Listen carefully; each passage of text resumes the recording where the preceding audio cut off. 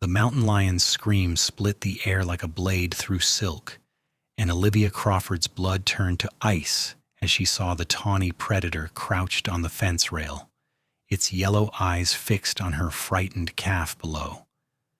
She raised her rifle with shaking hands, knowing she had perhaps 2 seconds before the beast would pounce, and in those 2 seconds her entire life flashed before her eyes, along with the certain knowledge that she would not make this shot cleanly enough to save her livestock. The crack of a rifle behind her made her jump, and the mountain lion jerked backward off the fence, dead before it hit the ground on the far side. Olivia spun around, her heart hammering so hard she could barely breathe, and found herself staring at a tall cowboy sitting astride a gray horse, smoke still curling from the barrel of his Winchester.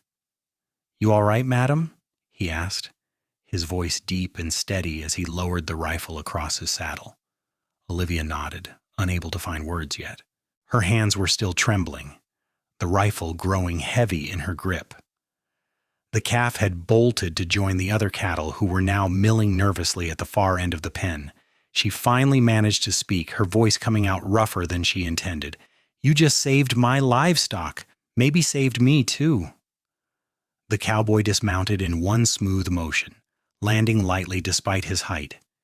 He was maybe 25 or 26, she guessed, with dark hair that needed cutting and eyes the color of creek water in summer. There was something careful in the way he moved, like a man who had learned to be aware of everything around him.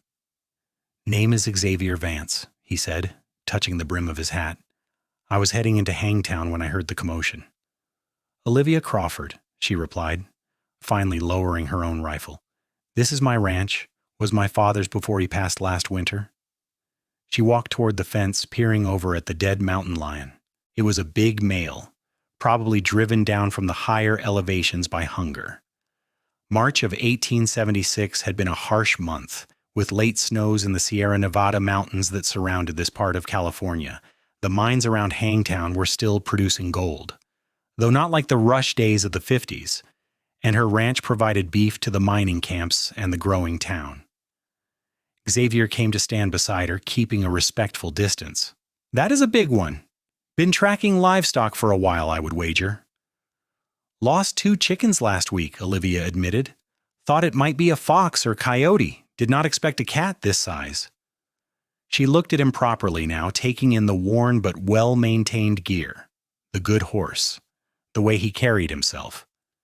"You looking for work, Mr. Vance, or just passing through?" Something flickered in his eyes, surprise maybe, or interest. "Depends on what kind of work you might be offering." "I need a hand with the cattle and the horses," Olivia said. The words came out before she could second-guess herself, but she had been struggling to manage everything alone, and the spring roundup was coming. "Pay is $30 a month plus meals and a bed in the bunkhouse. It is not much, but it is honest work."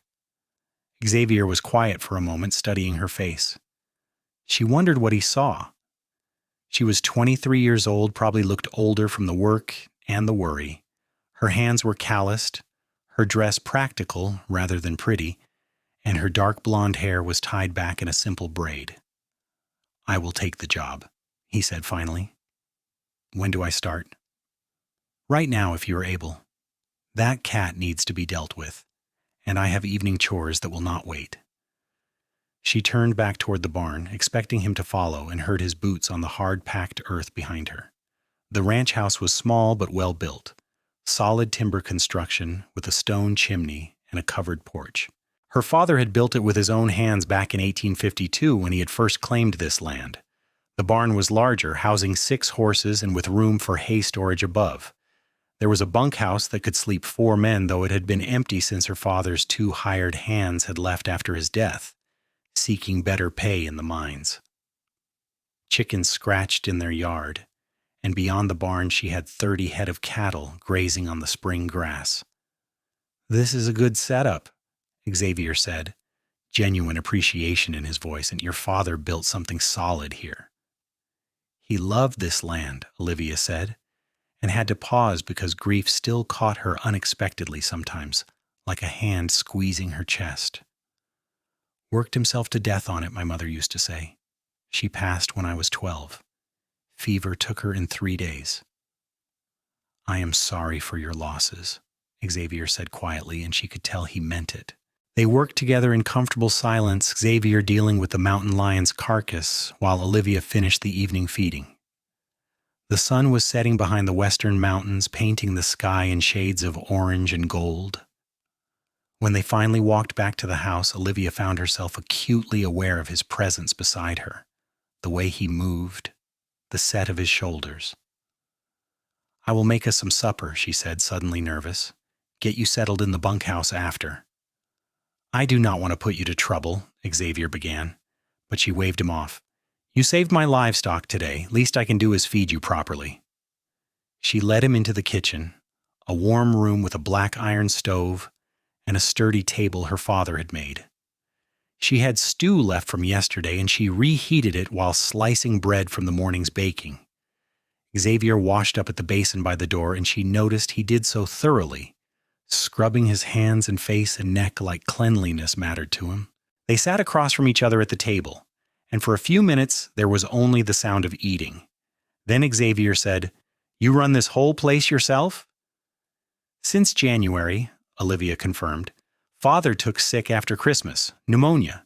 He was gone by New Year's Day. She met his eyes. I know it is unusual, a woman running a ranch alone, but I grew up here.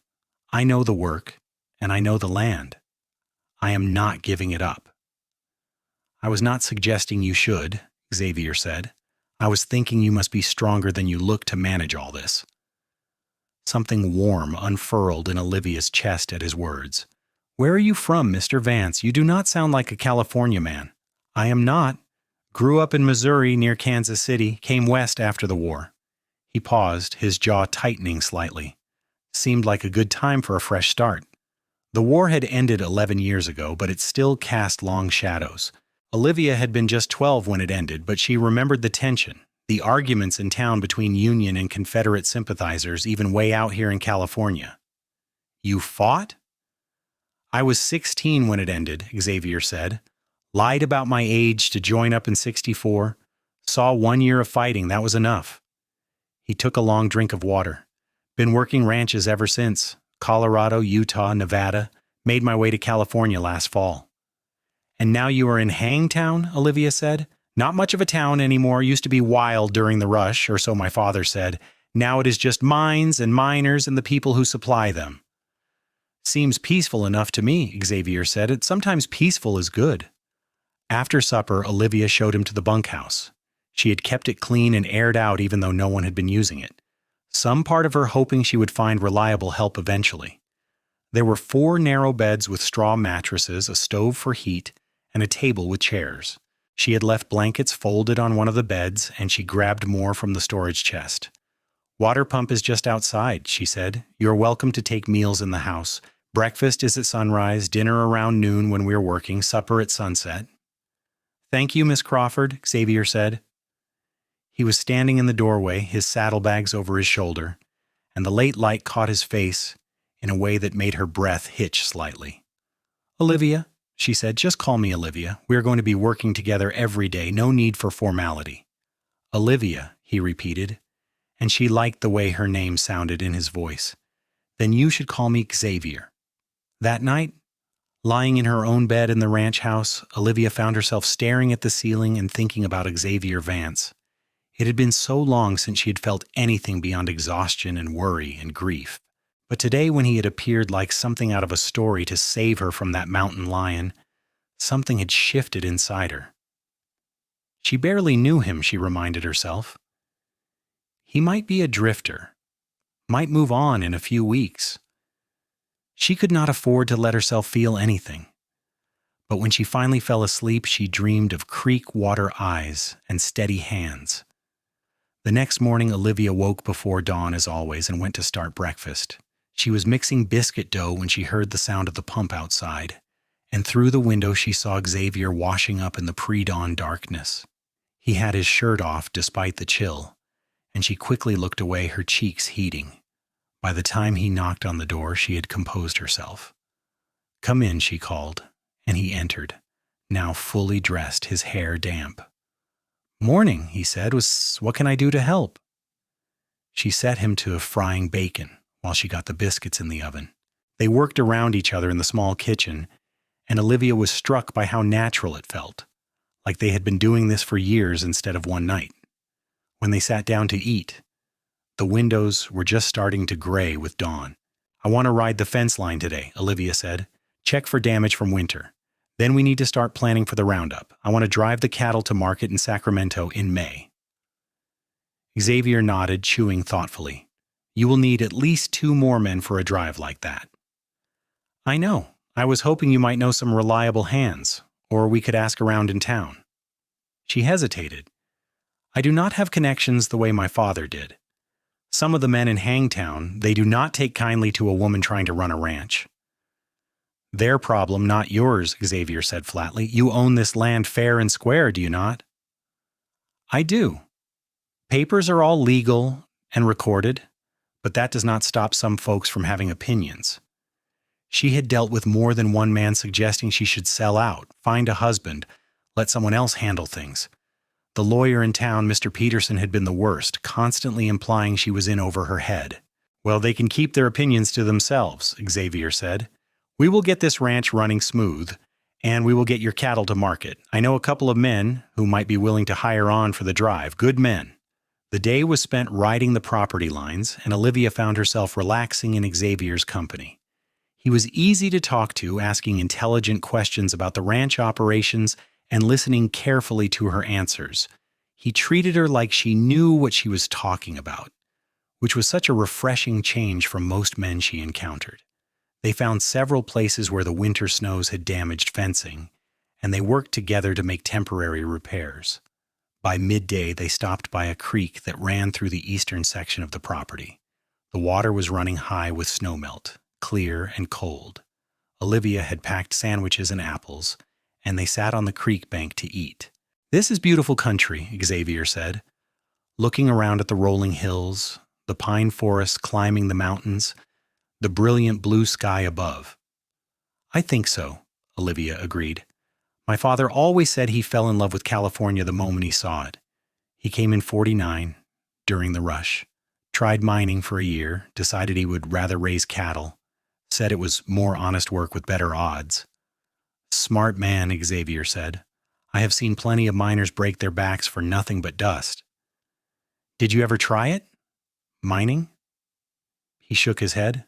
"No appeal. I like working with animals, being outside, spent enough time in dark places during the war."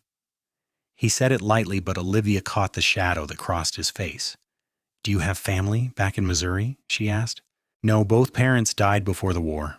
I had a brother, but he fell at Wilson's Creek in '61. Xavier stared at the water. "I was too young to fight then. By the time I was old enough to join, he was 3 years gone." "I am sorry," Olivia said softly. "War took too many."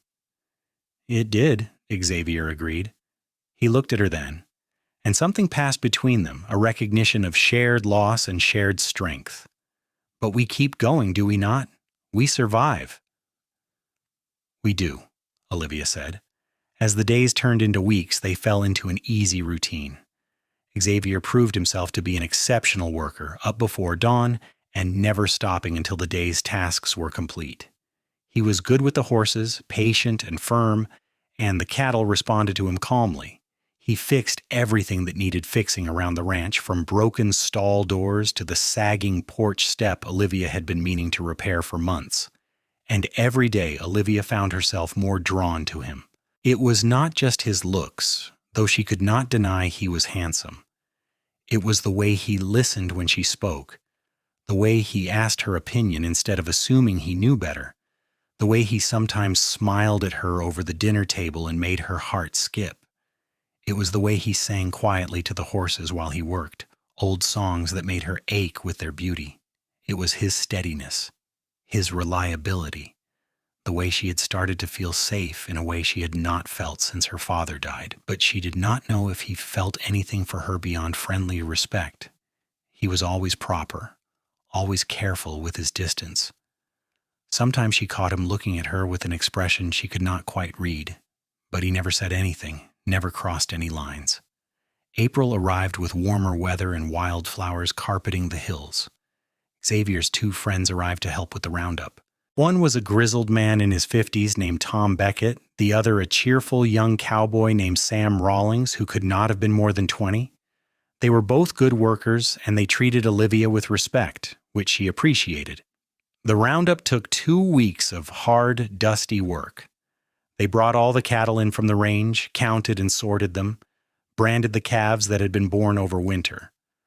Olivia worked alongside the men, roping and branding and sorting, and if any of them thought it strange to have a woman doing cowboy work, they kept it to themselves.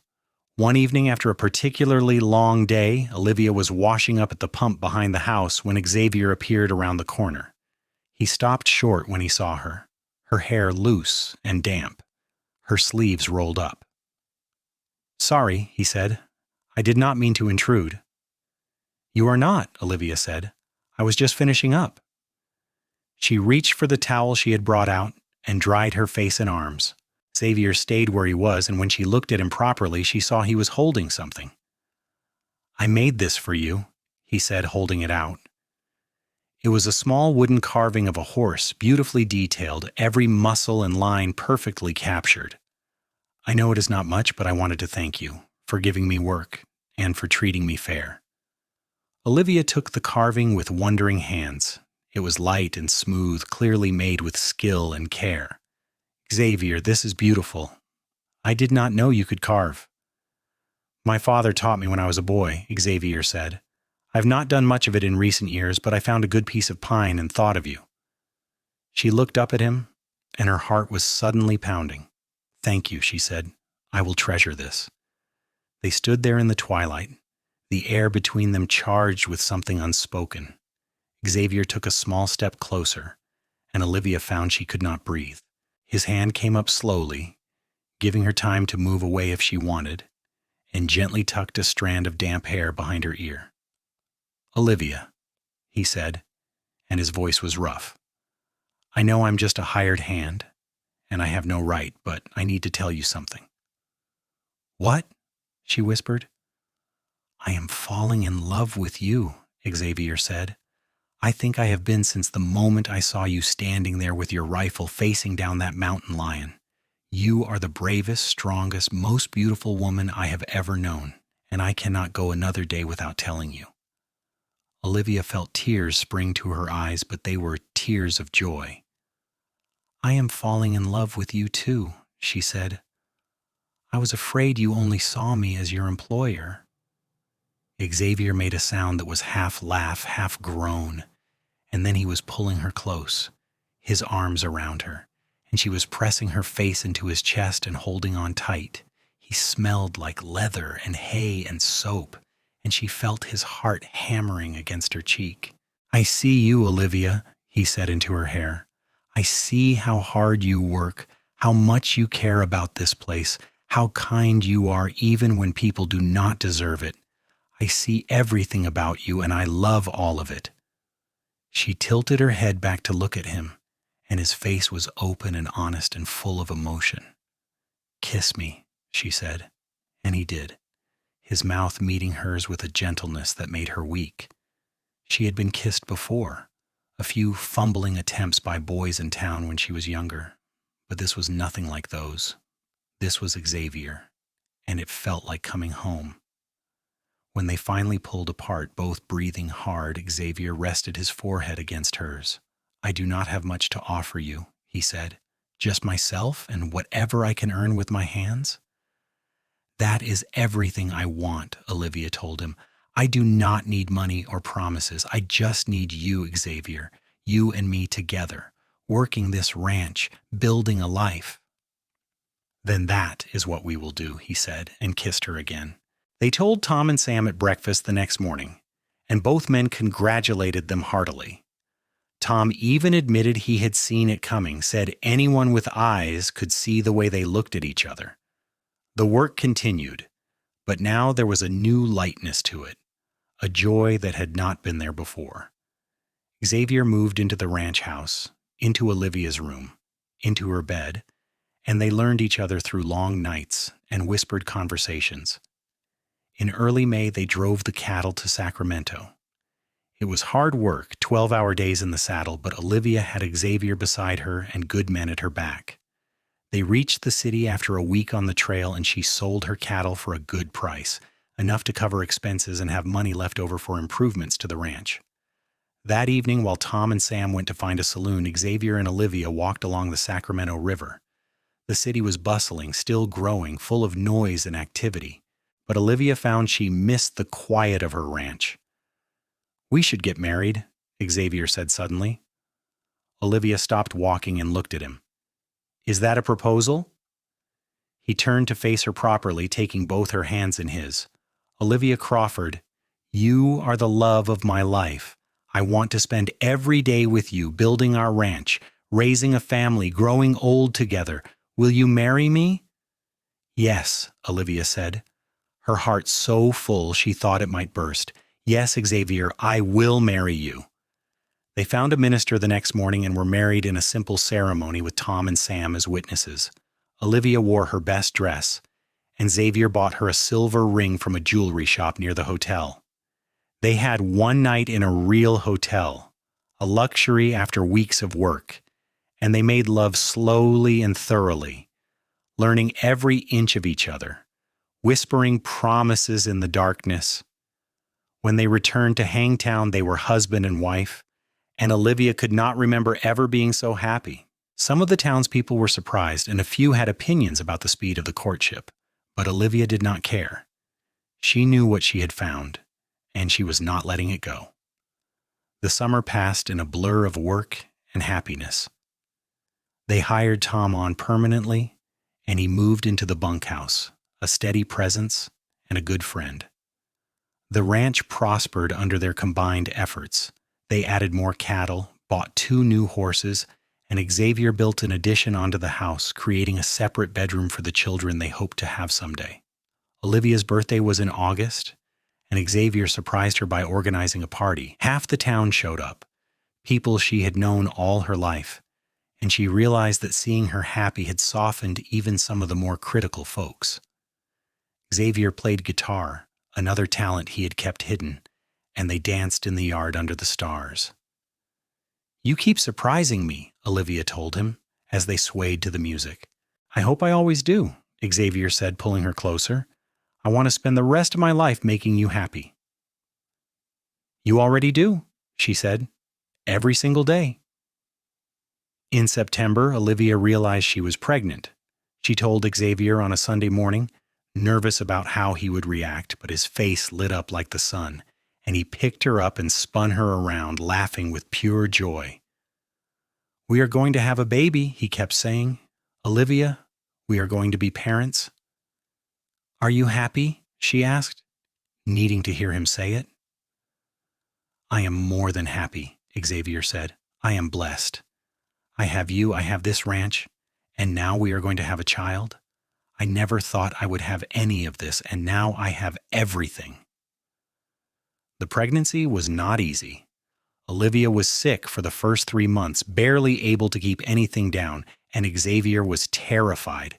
He hovered over her constantly, trying to do all the ranch work himself so she could rest. Finally, she had to sit him down and explain that she needed to stay active, that she would go mad if he tried to keep her wrapped in cotton. "But what if something happens?" Xavier asked, his fear raw on his face. "Then we will deal with it together," Olivia said, taking his hands. "But you cannot protect me from everything, Xavier. I am strong, and our baby is strong. Trust that." He did try, though she could see how much it cost him every time she went out to work. Tom helped by keeping a casual eye on her, ready to step in if she needed anything. Winter came early that year, and by December Olivia was large and uncomfortable, ready to be done with pregnancy. The baby came in mid-January, on a snowy afternoon when Xavier was helping Tom repair the barn roof. Olivia's pain started around noon, and she sent Tom to fetch the midwife from town while Xavier stayed with her, holding her hand and looking more frightened than she had ever seen him. "You're not losing me," she told him between contractions. "Women do this all the time." "That does not make me any less scared," Xavier admitted. The midwife, Mrs. Chen, arrived and took charge efficiently. The labor lasted through the afternoon and into the evening, and Olivia had never experienced such pain, but Xavier stayed beside her the whole time, wiping her face with cool cloths, murmuring encouragement, letting her squeeze his hand until she thought she might break bones. Finally, as the clock struck 8, their son was born, screaming lustily and perfect. Mrs. Chen cleaned him and wrapped him in a blanket and placed him in Olivia's arms, and she looked down at the tiny red face and felt her heart expand to hold a whole new kind of love. "He is perfect," Xavier said, his voice choked with emotion. He touched the baby's tiny hand, and the infant's fingers curled around his father's finger. "Look at him, Olivia. Look at what we made." "What should we name him?" Olivia asked. They had discussed names, but nothing had felt quite right. Now, looking at her son, Olivia thought of her father, who had built this ranch and this life, who had taught her everything she knew. "What about Henry?" she suggested. "After my father?" "Henry Vance," Xavier said, trying it out. "I like that." Henry it is. Those first weeks with a newborn were exhausting in ways Olivia had not anticipated. Henry needed to be fed constantly, and he did not sleep for more than 2 hours at a stretch. Xavier helped as much as he could, walking the floors with the baby in the middle of the night, changing diapers, doing extra work around the house so Olivia could rest. Tom proved to be surprisingly good with babies, having raised his sister's children after she died years before, and he often took a turn holding Henry while Olivia got a proper nap.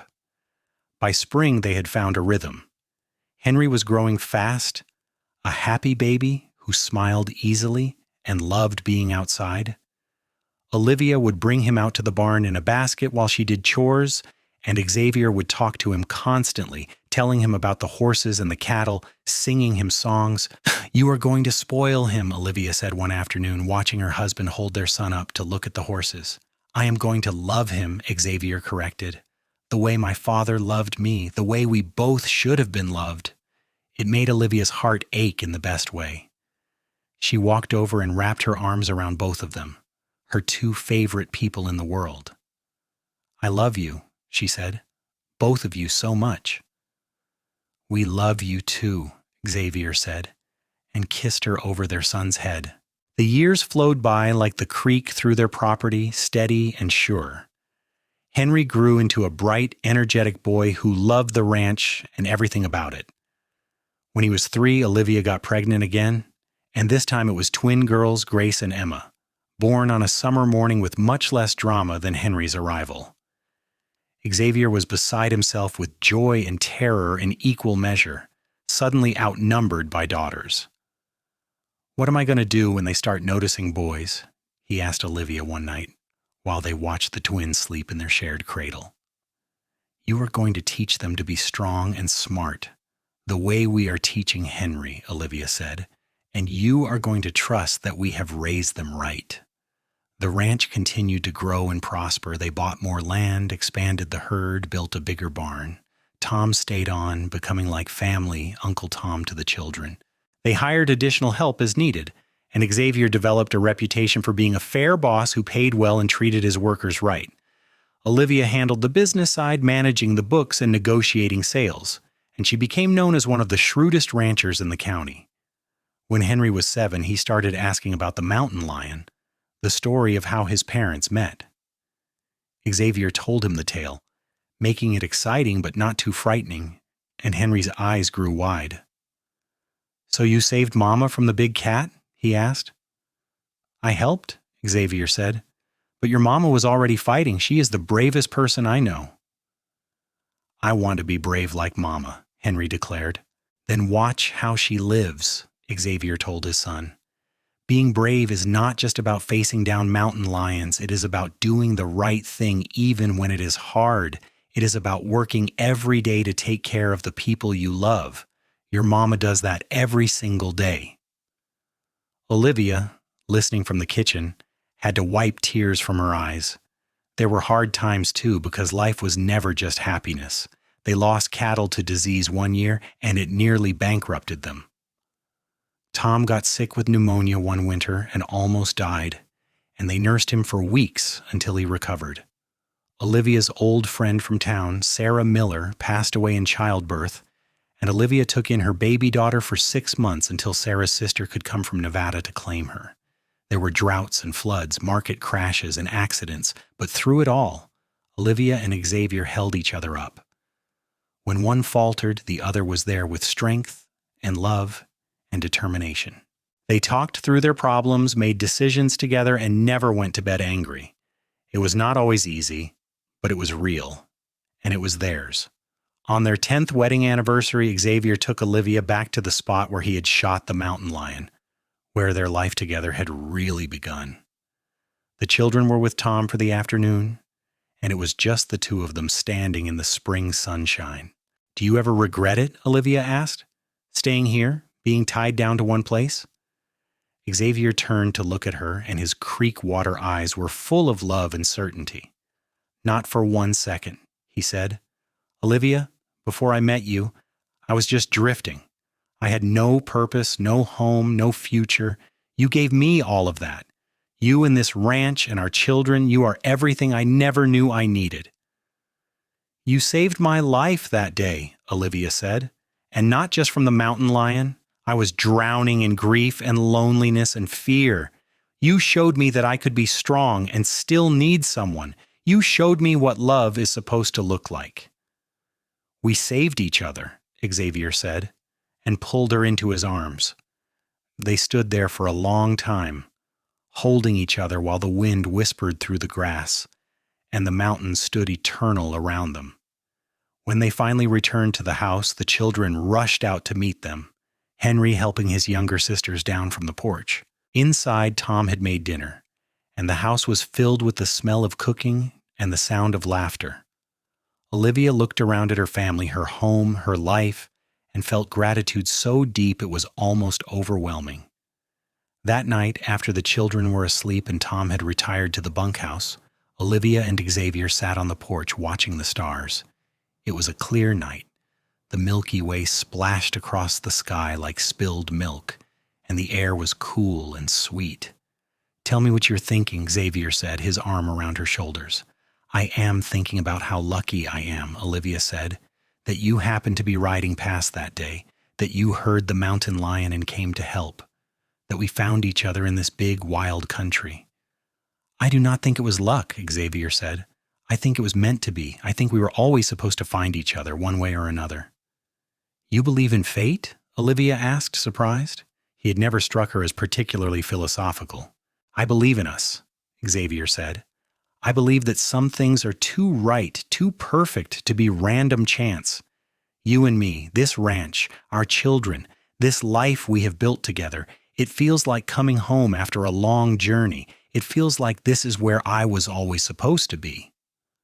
Olivia turned to kiss him, a long, slow kiss that still made her toes curl even after 10 years of marriage. "I love you," she said. "I will love you until the day I die and beyond." "And I love you," Xavier replied, "my brave, beautiful, brilliant wife. You are my everything." The years continued to pass, each one bringing new challenges and new joys. Henry grew tall and strong, learning the ranch work from both his parents, becoming a fine young man who treated everyone with respect and kindness. The twins were inseparable, different as night and day in personality, but devoted to each other. Grace was quiet and thoughtful, always with her nose in a book, while Emma was wild and fearless, climbing trees and racing horses and giving her parents heart attacks on a regular basis. When the children were older, Olivia started teaching at the school in Hangtown 2 days a week, sharing her love of reading and learning with the next generation. Xavier supported her completely, adjusting the ranch schedule so she could be free on those days. He was so proud of her, his educated, intelligent wife who never stopped growing and learning. They added a library to the house, shelves built by Xavier's skilled hands, filled with books they ordered from San Francisco and Sacramento. On winter evenings, they would all gather there, reading or playing games or just talking. Those were some of Olivia's favorite times, her whole family together, safe and warm and happy. Tom eventually retired from the heavy ranch work, but he never left. He moved into a room in the main house at Olivia and Xavier's insistence, becoming a beloved grandfather figure to the children. He taught Henry to carve wood like Xavier, and he told the twins stories about the old days when California was still wild and the gold rush was in full swing. On Henry's 18th birthday, Xavier and Olivia signed over a portion of the ranch to him, making him a partner in the operation. It was important to them that he understood this was his heritage, his future if he wanted it. Henry cried when they told him, overwhelmed with emotion and gratitude. "I will make you proud," he promised. "You already do," Xavier told his son, "every single day." The twins turned 16 in the summer of 1893, and suddenly Olivia found herself with young women instead of little girls. They had grown beautiful, both of them, with Olivia's blonde hair and Xavier's eyes. Grace wanted to go to college to become a teacher like her mother. Emma wanted to stay on the ranch, to work with the horses and cattle. Olivia and Xavier supported both their dreams, determined that their daughters would have every opportunity. One afternoon that summer, Olivia was working in the garden when she heard a commotion from the barn. She hurried over to find Emma proudly showing off a new colt, born that morning to their best mare. "Look, Mama," Emma said, her face glowing with excitement.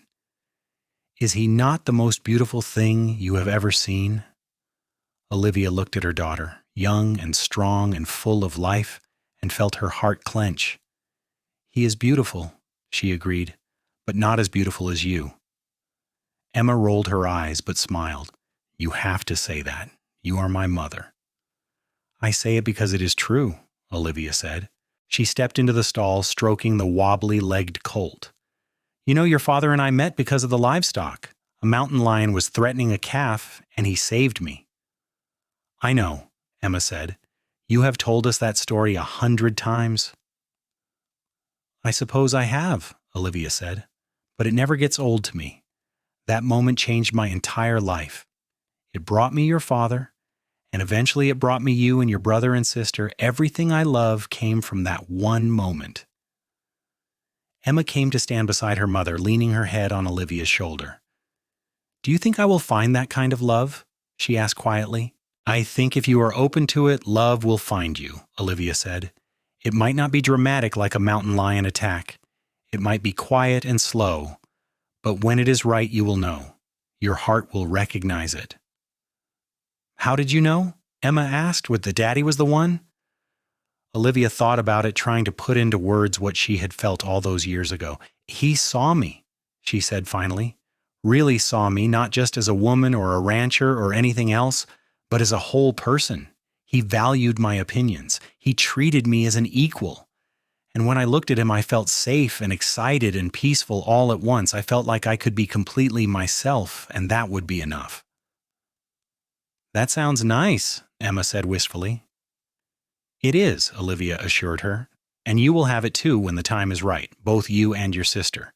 Do not settle for anything less than someone who cherishes all of you." That evening, Olivia recounted the conversation to Xavier as they got ready for bed. He listened, smiling softly, and then pulled her close. "You told her the truth, huh?" he said. "That is exactly what we have. You have always been enough for me, Olivia. More than enough. You are everything." "And you are everything to me," Olivia said. She looked at her husband, now in his mid-40s, his dark hair threaded with silver, lines around his eyes from years of squinting into the sun. He was more handsome to her now than he had been at 25, because now she knew every part of him, inside and out. "I would do it all again, Xavier. Every hard moment, every struggle, every fear, I would do it all again to end up here with you." "As would I," Xavier said, and kissed her with a passion that still burned bright after nearly 20 years of marriage. The following year brought change. Grace left for college in San Francisco, and the house felt empty without her constant reading and quiet presence. Emma took over more responsibility on the ranch, working alongside Henry and Xavier. Olivia continued teaching and managing the business side of the operation. Tom's health began to decline that winter. He was in his 70s now, and the years were catching up with him. Olivia and Xavier made sure he was comfortable. calling the doctor when needed, sitting with him in the evenings. He passed away peacefully in his sleep on a February night, and they buried him on the ranch, on a hillside overlooking the valley he had loved. At the funeral, Henry spoke about how Tom had been like a grandfather to him, teaching him so much about life and work and integrity. Emma read a poem Grace had written from San Francisco.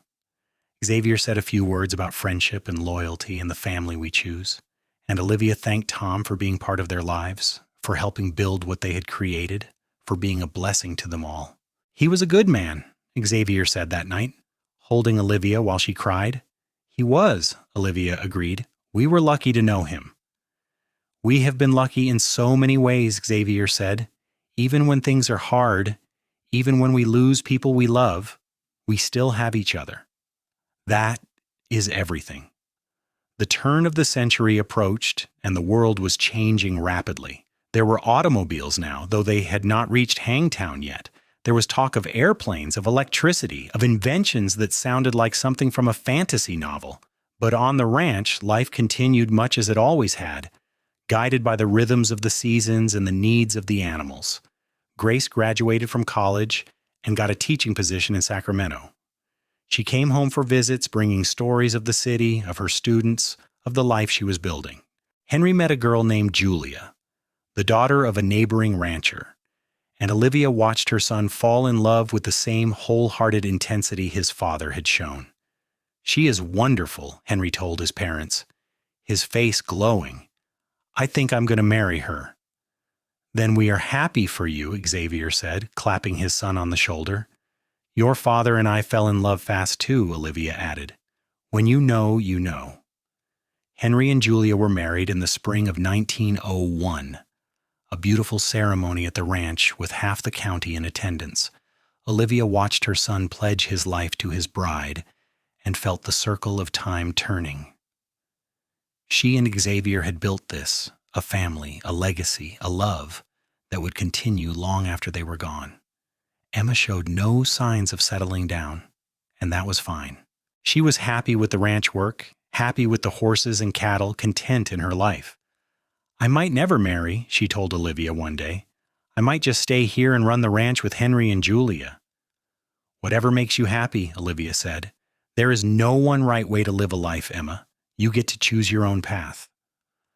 But a year later, Emma met a surveyor named Daniel who came through to map some new property lines. He was 26, quiet and thoughtful, and he fell head over heels for Emma's wild spirit and fierce independence. They courted for 6 months before he proposed, and Emma said yes with tears in her eyes.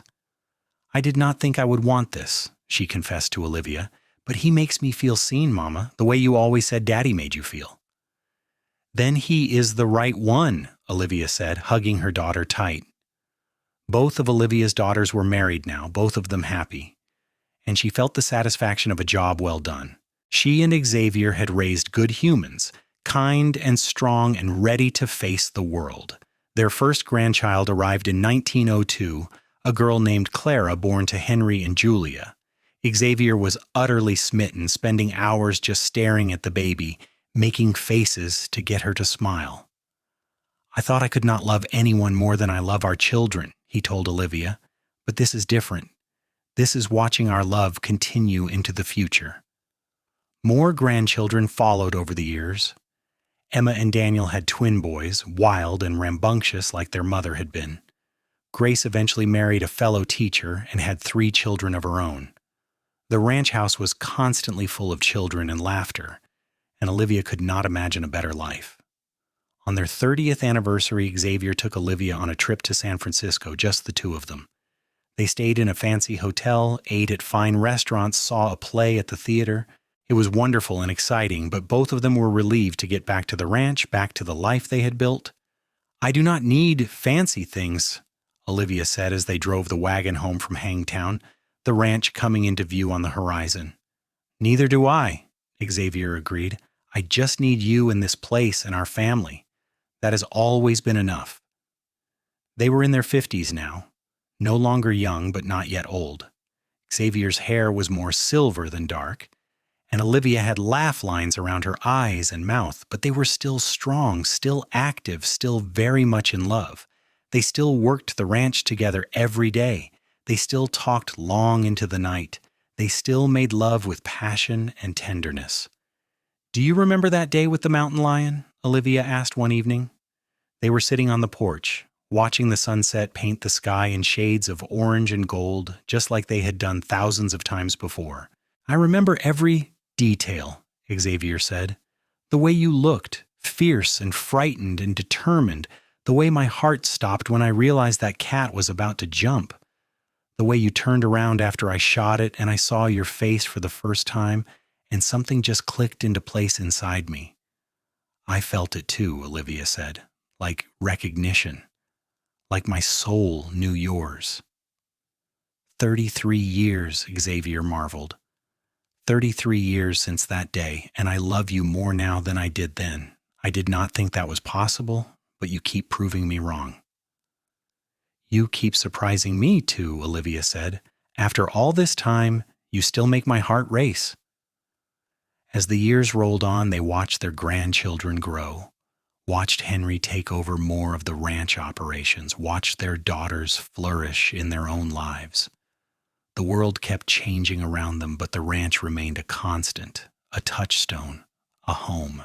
Olivia was 60 when she had a scare, a pain in her chest that sent Xavier into a panic. The doctor checked her over and declared it was nothing serious, just stress and age catching up with her.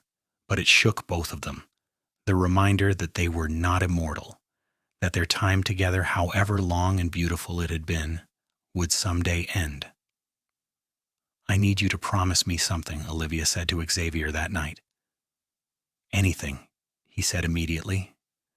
"If I go first, I need you to keep living. Do not give up. Keep working the ranch. Keep spending time with the grandchildren. Keep going. Promise me." Xavier's eyes filled with tears. "I do not know if I can live without you." "You can," Olivia insisted. "You are strong, Xavier, and I need to know that you will be all right." "Only if you promise me the same thing," Xavier said. "If I go first, you keep living. You keep being the amazing woman you have always been." "I promise," Olivia said. They held each other that night, acutely aware of the preciousness of every moment. They had been given a gift, these decades together, and they did not take a single day for granted. But fate was kinder than they feared. They grew older together, gradually slowing down, gradually handing over more responsibility to Henry and Julia. They became the wise elders of the family, dispensing advice and love in equal measure. Their great-grandchildren called them Grandma Livy and Grandpa Chavi, and those titles were sweeter than anything. On their 50th wedding anniversary, the family threw them a huge party. People came from all over California, friends and family and business associates. There was music and dancing and enough food to feed an army. Henry gave a speech about his parents' love story, about the mountain lion and the fateful shot that had brought them together. "They have shown all of us what love looks like," Henry said, his voice thick with emotion. "They have proven that with work and dedication and genuine respect for each other, you can build a life that lasts. They are the foundation of this family, and we are all blessed to be part of their legacy." Olivia cried through the whole speech, and Xavier was not much better. They danced together as the sun set, moving slowly to an old waltz, and Olivia rested her head on Xavier's chest, listening to his heartbeat. 50 years, she murmured. "Can you believe it?" "Best 50 years of my life," Xavier said. "I would not change a single moment." "Not even the hard parts?" Olivia asked. "Not even those," Xavier confirmed. "They made us stronger. They taught us what we were capable of, and we faced them together, which made all the difference." They lived into their 70s, slower now, but still sharp, still engaged with life and family. Olivia finally stopped teaching at 72, deciding she had earned her rest. Xavier officially retired from ranch work at 75, though he still liked to go out and check on the horses every day. They spent their days reading, sitting in the sunshine, playing with the youngest great-grandchildren. They told stories about the old days, preserving family history for the generations to come. They held hands constantly, still finding comfort and joy in each other's touch after more than 5 decades together. One spring morning, when Olivia was 76 and Xavier was 78, they walked out to the spot where the mountain lion had been, where their story had truly begun. The fence was different now, newer and sturdier, but the land was the same, rolling and green under a brilliant blue sky. "This is where everything started," Olivia said, looking around. "No," Xavier corrected gently. "This is where we found each other. But our story started long before that, I think. We were always meant to end up here, in this place, together." "I am so grateful," Olivia said, "for all of it. For you saving me that day, for every day since. For the life we built and the family we raised and the love we have shared. You gave me everything, Xavier." "You gave me everything," Xavier said. "I was lost before I met you, Olivia. You gave me purpose and home and a reason to be better than I was. You made me the man I became." They stood there together, two people who had loved each other for a lifetime, and watched the sun climb higher in the sky. Around them, the ranch hummed with life and activity, the legacy they had created continuing into a future they would not see. But that was all right. They had done their part. They had loved well and lived fully, and that was all anyone could ask.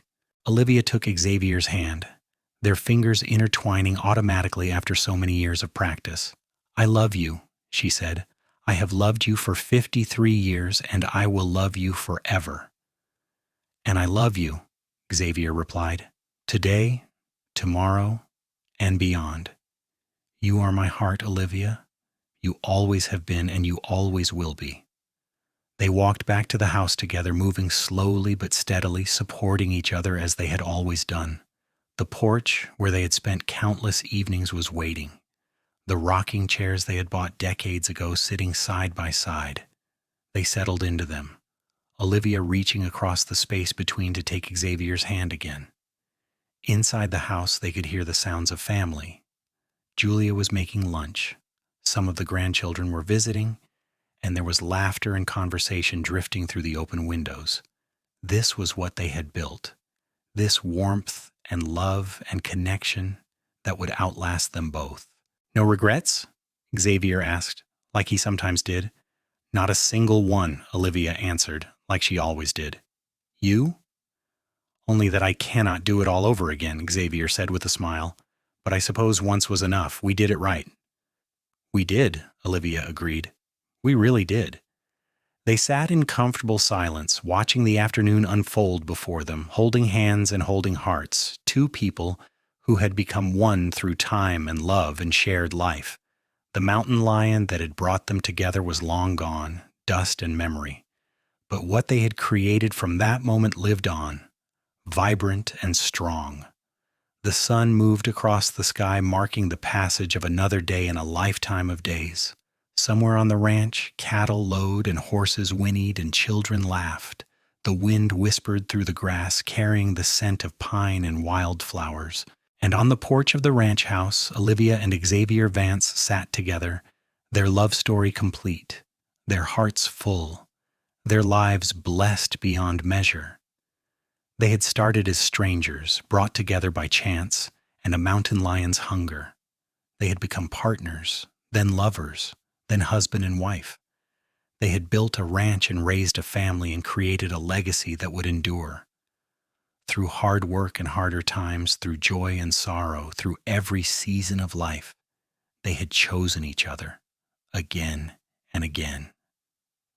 And now, in the golden years of their life together, they could look back and see the thread of grace that had woven through everything. That single moment when Xavier's shot had saved Olivia's life had been the beginning of something extraordinary, something that had rippled out to touch countless other lives, their children, their grandchildren, their great-grandchildren. All of them carried forward the love that had started on a spring day in 1876. As the afternoon light began to soften toward evening, Henry came out to check on them. He was in his 50s now, a grandfather himself, but to Olivia and Xavier he would always be their little boy. "You two doing all right?" he asked. "We are perfect," Olivia said, smiling at her son. "Just remembering." "The mountain lion story?" Henry guessed with a grin. "Always," Xavier said. "Best day of my life, meeting your mother." Henry shook his head fondly. "You two are something else. 53 years and still acting like newlyweds." "That is because I married the right woman," Xavier said simply. "When you get that part right, everything else falls into place." After Henry went back inside, Olivia and Xavier continued their vigil on the porch. The sun was setting now, painting the sky in those familiar shades of orange and gold that never got old. Somewhere in the distance, a bird called out, and another answered. The day was ending, as all days must. But there would be another tomorrow, another chance to be together, another opportunity to count their blessings. "Thank you," Olivia said suddenly. Xavier looked at her quizzically. "For what?" "For everything. For taking that shot all those years ago. For staying when you could have moved on. For loving me so completely. For building this life with me. For being exactly who you are." She squeezed his hand. "Thank you for giving me the greatest love story anyone could ask for." Xavier brought her hand to his lips and kissed it gently. "The pleasure and the privilege have been entirely mine, yes," he said. "You made me a better man, Olivia. You gave my life meaning and purpose. If I had 1,000 lifetimes, I would choose you in every single one." The stars were beginning to appear in the darkening sky, and the temperature was dropping as night approached. They would go inside soon, eat dinner with their family, maybe play cards or listen to the grandchildren read before bed. They would follow the comfortable routines they had established over decades, and then they would go to their room, the one Xavier had built with his own hands, and they would lie down in their bed and hold each other through the night, as they had done for 53 years. But for now, they sat on the porch and watched the stars emerge. Two people who had found in each other everything they had been looking for, even when they had not known they were searching. The mountain lion had brought them together, but love had kept them that way, a love deep and true and enduring. In the house behind them, their family moved and laughed and lived, the beautiful chaos of multiple generations under one roof. This was the fruit of their love, the proof that what they had built mattered. And sitting there in the twilight, hands intertwined, hearts beating in sync after more than 5 decades together, Olivia Crawford Vance and Xavier Vance knew they had gotten it right. They had loved well, lived fully, and created something that would last long after they were gone. The mountain lion had been an ending for the creature, but for Olivia and Xavier, it had been a beginning. The beginning of everything that mattered. And as they sat together in the gathering darkness, surrounded by the land they loved and the family they had created, they knew without doubt that it had all been worth it. Every moment, every challenge, every joy, all of it had led them here to this perfect peace, this complete contentment, this deep and abiding love that would never fade. The night embraced them gently, and they rose from their chairs, still holding hands, and walked inside to join their family. Tomorrow would bring new moments, new memories, new reasons to be grateful. But tonight was enough, more than enough. Tonight was everything. And in the end, that was what mattered most. Not the big moments or the dramatic rescues, but the quiet accumulation of days spent together, of hands held and words exchanged and love renewed over and over again. That was the real story, the real miracle. Two people who had chosen each other and kept choosing each other, through everything life threw at them, until they had woven their lives so completely together that it was impossible to tell where one ended and the other began. The mountain lion had brought Xavier to Olivia's ranch that spring day in 1876, but love had made him stay. And that love, tested and proven through more than 5 decades, was the truest happy ending anyone could ask for. It was not a fairy tale perfect, but it was real and deep and lasting. It was everything. And as the Crawford Vance family settled in for another evening together, the ranch quiet under the stars, that love continued to glow warm and steady, a light that would shine on long into the future, a testament to what two people could build when they truly saw each other, valued each other, and committed to walking through life side by side. Their story had begun with a shot fired to save a life. It had grown into something far greater than either of them could have imagined. And it would endure in the hearts of their descendants and the land they had tended long after the last sunset they would see together. That was the real magic, the real miracle. Love that lasted, love that mattered, love that changed everything.